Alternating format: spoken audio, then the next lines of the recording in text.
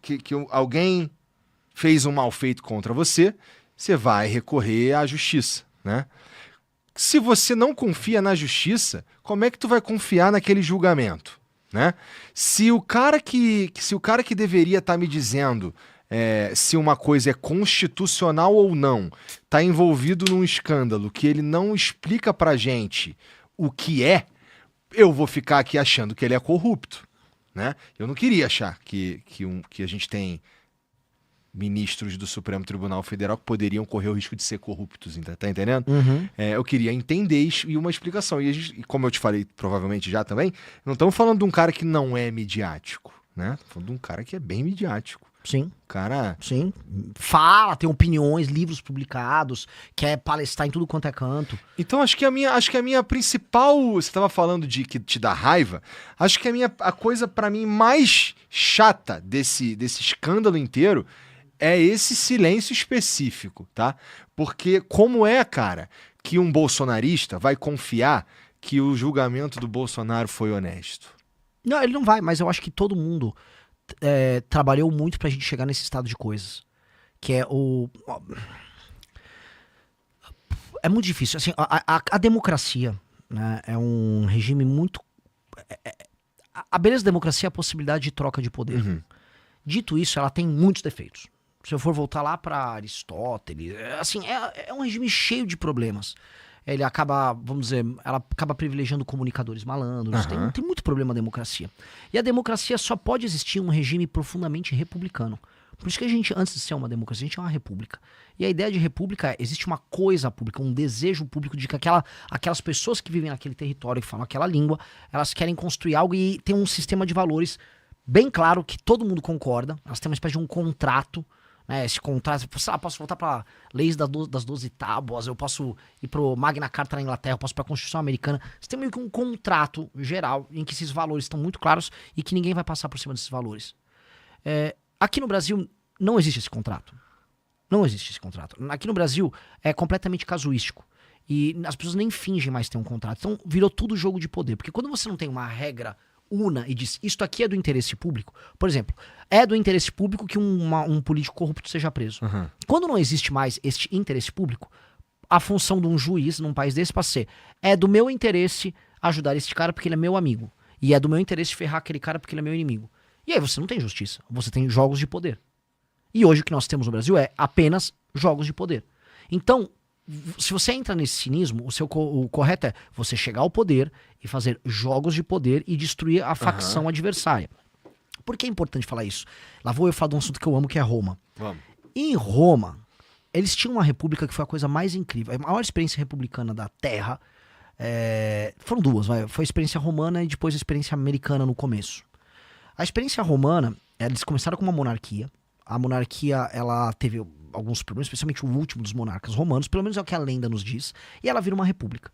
E era uma espécie de um conselho dos membros das grandes famílias que iam pro Senado, e depois tinha uma coisa que é tipo a Câmara dos Deputados dele, que foram os tribunos, os representantes da plebe, que ao longo do tempo foram ganhando espaço. Por esse modelo, mais um modelo político-militar deles, que privilegiava o desempenho militar dos membros das famílias, criava uma competição para ver quem era o melhor general, o melhor administrador público. Isso fez com que Roma virasse uma máquina que começasse a ganhar dos vizinhos e crescer. Até que surgiu uma potência rival, que foi Cartago. Cartago vai enfrentar Roma, e Cartago leva Roma à exaustão, porque Cartago tinha provavelmente o maior general da história humana, que foi o Aníbal. E ele leva Roma à exaustão. E a República Romana poderia, sei lá, as famílias romanas terem se dividido, terem sido compradas. Cara, Roma, a porrada fortalece. Aquilo era um povo, aquilo era uma república que realmente acreditava em Roma. Eles foram o ápice de uma civilização. Foram tão tenazes que aí eles foram trazendo generais cada vez mais novos. O rapaz que derrotou o Aníbal, que foi o Cipião africano, era um garoto. Quando ele venceu o Aníbal já tinha mais de 30 anos, mas ele começou como um garoto e não, é ele. E ele derrotou o Aníbal e Roma venceu Cartago. Ali foi o ápice deles como povo. E depois, o que acontece? Por várias razões, eles viram um império, vêm escravos, eles destroem os romanos proprietários de terras rurais, as pessoas migram para Roma, Roma incha de gente, aí você tem uma briga por terra, aí você tem os irmãos Tibério e Caio Graco, você começa a ter uma revoltas em Roma, e aquele povo que era um só, ele se divide em duas facções, que era a facção dos populares e a facção da elite, vamos botar aí. E aí você começa a ter guerras entre as facções, e é quando o Roma entra nas famosas guerras civis, Mário e Sula, até chegar às guerras que a gente conhece, famosas, que tem o Júlio César contra o Pompeu, né, aquela história toda que envolvia Cleópatra. Como isso se resolveu? O Júlio César ganhou a guerra faccional.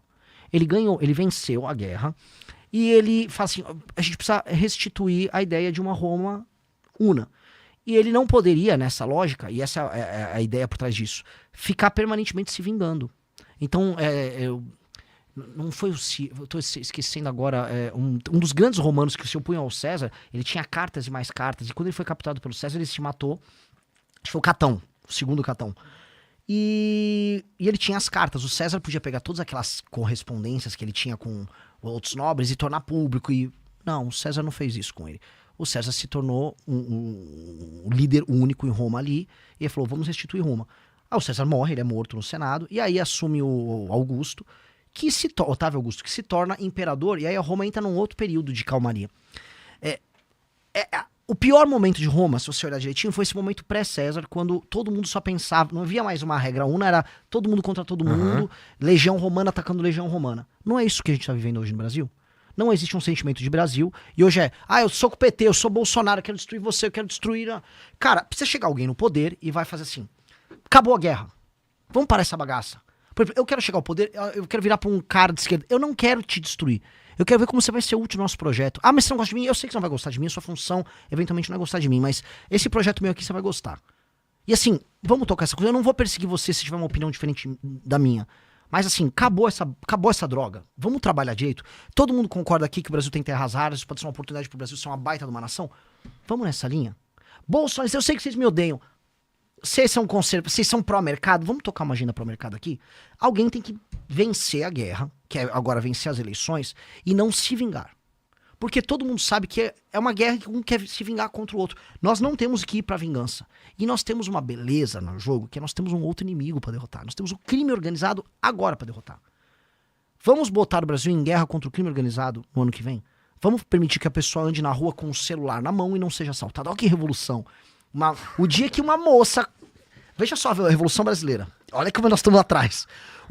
Se conseguimos ano que vem que uma pessoa consiga comprar um celular sem ficar endividada, ela conseguiu comprar o celular num preço justo, e depois ela andou na cidade dela sem roubarem o celular dela, o Brasil já melhorou 10.000%. Porque a pessoa foi capaz de comprar o celular sem se endividar, e ela conseguiu não ser roubada. Nossa! Cara, o primeiro presidente que entregar isso já é uma revolução. E eu quero fazer isso. Eu não quero me vingar do cara A, B ou C. Eu só não quero ser otário também, do tipo, eu vou começar a tocar esse programa, mas eu sou sabotado. Se vier me sabotar, aí eu vou pro pau também. Mas eu não tô procurando dividida. E eu acho que as pessoas precisam entender que é este o momento que nós estamos, e é isso que nós precisamos já. Urgentemente. É isso, o Brasil precisa disso. Nada além disso. É o fim das guerras faccionais, fim dessa briga que nós temos entre a direita e a esquerda, centrão, com blá, blá, blá. Teve uma parada, Júnior. Chama de Júnior. Sei lá. É que você tem o Junito que faz live comigo. E eu falo, nossa, eu tô ficando realmente maluco. E ele é barbudo que nem você. Eu que tomei tramal, não foi tu não. Ele é aquele, quando eu faço as lives, eu faço. Ô Junito, tem um negócio, eu dialogo com o cara que é o operador. E eu te chamei, enfim. Tá bom. Então, deixa eu aproveitar e te interromper então. Cara, eu concordo que a gente precisa de ter um capital social maior. Eu concordo que a gente precisa se olhar e se enxergar como um povo, né? Só que a gente precisa levar em consideração também que a gente sabe que a gente gosta mesmo de conflito, né? A gente clica mesmo na notícia ruim, a gente engaja mesmo com a fofoca, a gente não... A notícia, assim, deu certo, legal, deu ruim, nossa, meu irmão, deu ruim ali, hein? Conta pra todo mundo que deu ruim ali. É uma outra jeito de tratar. Então, sendo essa a forma mais ou menos como a gente funciona, o Fla-Flu eleitoral é interessante para todo mundo, especialmente porque os caras mais interessados nesse Fla-Flu eleitoral, eles vão se alimentar intencionalmente, eles vão dizer que o que você tá falando é coisa de isentão, é coisa de fraco, Tá entendendo? Por quê? Porque a gente já viu... Eu sei disso. A gente já viu várias vezes o cara que sobe e fala contra o banheiro unissex, aí ele viu lá, gravei meu vídeo lá, agora vai lá tu, fala a tua, tá ligado? E o cara vai lá e fala o contrário, faz um vídeo e é isso, né?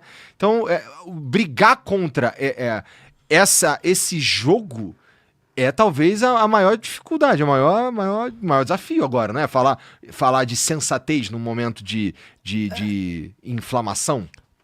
Talvez, mas é completamente radical o que eu tô falando aqui. Porque é tão óbvio, o lance assim, é tão óbvio que a regra do jogo, a galera que tá assistindo aqui, que a regra do jogo é conflito e você ganha views, votos, ganha tudo com o conflito, que você pode só fingir que você tá em conflito. A coisa mais radical é você ser profundamente honesto. E falar, cara, não adianta eu ficar fingindo que vou ficar brigando com todo mundo o tempo todo. Eu não vou governar, eu não vou nem ganhar a eleição. Ao mesmo tempo, para vencer a eleição, eu tenho que ganhar dos caras. E aí, eu sou bem mais intenso nas críticas a eles. Então, soa paradoxal, porque assim, ao mesmo tempo que eu tô dando porrada no Lula, porrada no Flávio, porrada em todo mundo que eu preciso dar porrada, eu tô falando, eu vou ganhar, eu não quero mais dar porrada em vocês. Eu vou ganhar e assim, precisamos fazer algumas coisas que todo mundo aqui concorda. Precisamos destruir o crime organizado, precisa resolver a conta pública do Brasil, precisa ver essa oportunidade gigante que a gente tem com terras raras e pegar essa oportunidade e, assim, pelo amor de Deus, é uma chance de a gente tem de tirar o gap com os Estados Unidos, tirar o gap com o resto do mundo. O negócio das terras raras é um bilhete, ali pode ser ou um bilhete premiado ou mais um pau-Brasil. A gente tem que escolher. Ou a gente pega um bilhete premiado pra virar um lugar sério, ou ticket pau-Brasil, algumas pessoas vão ficar ricas, a gente vai exportar uma commodity, que nem commodity, mas exportar produto cru pra fora. Gostou desse recorte? Deixe o like, inscreva-se no Recorte Público e acompanhe os principais momentos da política brasileira.